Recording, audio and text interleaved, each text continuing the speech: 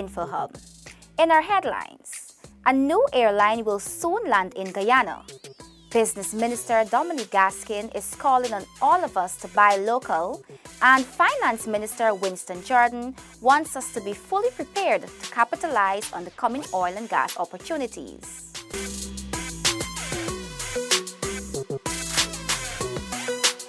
Thanks for staying with us. We begin our newscast by telling you that there is big news in the aviation sector. Aruba Airlines will be flying out of the Cheddi Jagan International Airport starting in 2 weeks. I sat with Director General of the Guyana Civil Aviation Authority, retired Colonel Egbert Fields, and here is what he had to say. Director General retired Colonel Egbert Field expects Aruba Airline to begin formal flights early in July. Colonel Field explains that the authority and the airline's officials are currently working on the application. We're in the process of that application. You notice we have advertised that particular airline because we're in the advanced stage of discussion. So to give the date, I would not be able to say it. Maybe sometime around that period or a week after. The Director General points out that the authority is also in discussions with several other airlines which have applied to operate locally. He notes that Guyana stands to benefit significantly with these airlines on board. An increase in the travel to Guyana out of Havana, and also an increase when it comes to the spending power or to the amount of money being brought here by the Cubans. As you know, the Cubans spend at least close to 500,000 US a week in the Guyana economy, and that is really a sizable amount.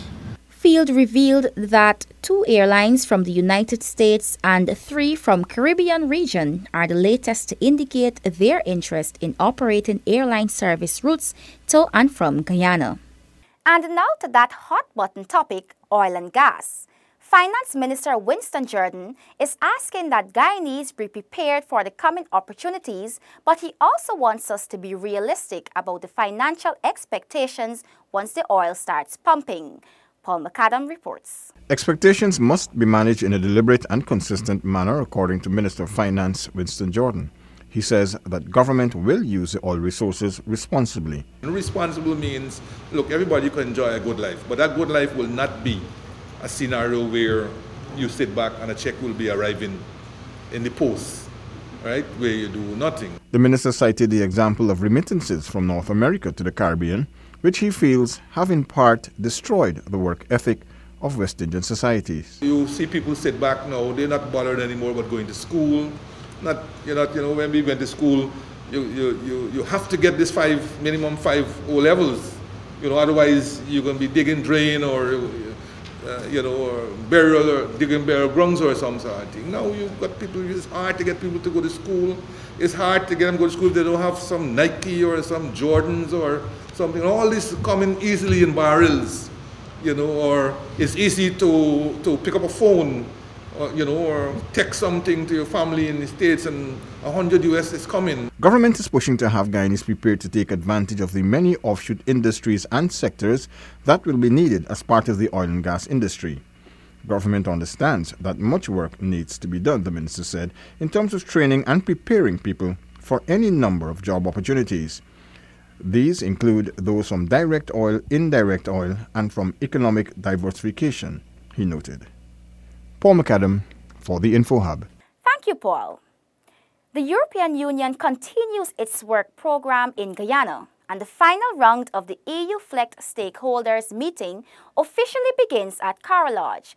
Zanil Williams was there and brings us the details. The European Union for its Law Enforcement, Governance and Trade (EU-FLECT) program is expected to be signed by year-end, says Didier Devers, representative of European Forest Institute (EFI). Devers was giving a report on the findings of the EU-FLECT field test for June 2017, which he describes as successful. The field testing, I think, just a few words on the field testing, I think was great. I think we had an excellent participation. GFC has demonstrated also a lot of transparency, all the product actors, the openness, We saw so many things really interesting, and the process can move forward. Obviously, there's still a lot of work to do. In December 2012, Guyana and the EU began negotiating a voluntary partnership agreement, VPA, to promote trade in legal timber products and improve forest governance. Government agencies, the private sector, and indigenous peoples have been participating in stakeholders' meetings. What we are doing, ensure that it's been done and done transparently. That is why we have engaged in government agencies to ensure that their role that they play in this is important too. And that their role, they got to ensure that they carry the function forward. The VPA is very important, is that it aligned what we are doing in terms of NIS, our license, our taxes. Once Guyana begins FLECT licensing, the products covered by the VPA will only be exported to the EU accompanied by FLECT license attesting to their legality. Zenil Williams for InfoHub. Sanika Thorne now joins us to report on how the NDIA is intervening to address flooding in the lower quarantine area.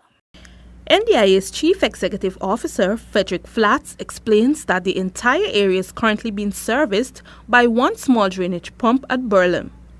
This pump does not have the capacity to effectively drain waters from backlands in the event of flooding. Hence, the need to put in place a long-term solution. Traditionally, this area from Fire Ridge coming back this side floods on a regular basis. From the NDIA, we're looking at what can be done to increase the pumped drainage in this area. The area experienced more than 15 inches of rainfall over the past week. NDIA is hoping to get 2 larger pumps in the area before the end of the week. The officials are optimistic that the intervention will alleviate the flooding. Acting Estate Manager of the Albion Rosal Estate, Uton Griffith, explains that 6 of Gaisuku's drainage pump at the back of the Albion cultivation would usually assist in draining the area. We have 4 drainage pumps, 6 drainage pumps at the back there. Out of the 6, at this point in time, only 2 could be operated. And the reason for that is that the Kanji Creek is actually overtopping. The level of the Kanji Creek is so high that we can't really operate those pumps at the back there. So that's why we're also compounding the issue. Agriculture Minister Noel Holder recently conducted site visits to the flooded communities. He says that a number of interventions will be taken in the future to reduce the chances of the communities being severely affected by the flooding. These include improved access to roadways, increased drainage capacity in the region, and the effective monitoring of drainage operating system. Sanika Thorne for the InfoHub. And now Delon Sanko joins us to report that the Georgetown Mayor and City Council is asking businesses to improve on solid waste disposal. MNCC Acting Chief Meat and Food Inspector Unika Allen Blackman is calling on restaurants to ensure that they have grease traps installed, as the grease traps can help to prevent health hazards. You will have all the fats and oils going directly into the street drains, and as a result you have public health consequences, because as the fat gets into the drain, you'll find that it solidifies, and as it solidifies you'll see droplets of fat forming in the street drains, and then it results in an off odor, or we would say an offensive odor, because what happens is that as the fat starts to degenerate, you have that scent given off. And apart from that, you will have the presence of flies, you have fly nuisance and all these things, and it could create public health problems. Blackman explains that there is a memorandum of understanding between the City Council and GWI. GWI is responsible for installation of grease traps at restaurants. GWI have the overall responsibility of grease traps and fat traps because it comes directly under them. We just ensure that the food restaurants get those fat traps because we know that it can pose a public health risk. So it's kind of like a memorandum of understanding between us and them. However, she says that there are instances where strict action have to be taken on defaulters. If it's items, something that will require some time to have it done, what we normally would do, we give them a notice and requesting, it states how many days they're allowed to have the works done, right? It's called a violation notice, and it gives them time to proceed to do, as I said, depending on the nature of what has to be done. There are some things that can be done right away and other things that take time before it can be corrected. Alan Blackman says that at least 8 inspections are carried out on restaurants monthly to ensure that the food consumed by the public is prepared in a healthy environment. Inspections are also carried out on supermarkets, snackets, liquor stores, and bakeries. Delon Sanko for InfoHub.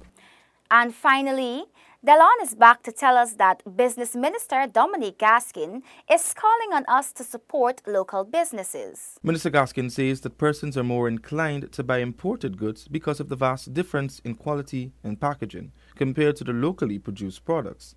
The minister is urging small businesses to pay keen attention to the small details that will give them the edge for persons to buy their local goods instead of foreign products. Minister Gaskin explains that the Small Business Bureau can give guidance in this regard. The Small Business Bureau can offer some guidance when it comes to agriculture, value-added products, agro-processing. You can receive guidance from the Small Business Bureau in that area in terms of, first of all, the various standards, labeling standards, the technical aspects of production. The minister is also encouraging citizens to be more supportive of local businesses. And I think if we all work on this and if we learn to consume a little more responsibly and sustainably, then we can work our way out of the current situation and support our local businesses, our local producers, to the extent that they can grow and reach their potential and enjoy the economies of scale that allow them to be more competitive and be able to enter export markets with their products. Minister Gaskin reiterates that producing and buying locally can play a critical role in developing Guyana's economy. Despite efforts to encourage buying locally produced products, customers have shown a preference for foreign products. Delon Sanko for InfoHub. Thanks for watching. Connect with us 24/7 on our website and social media. Goodbye.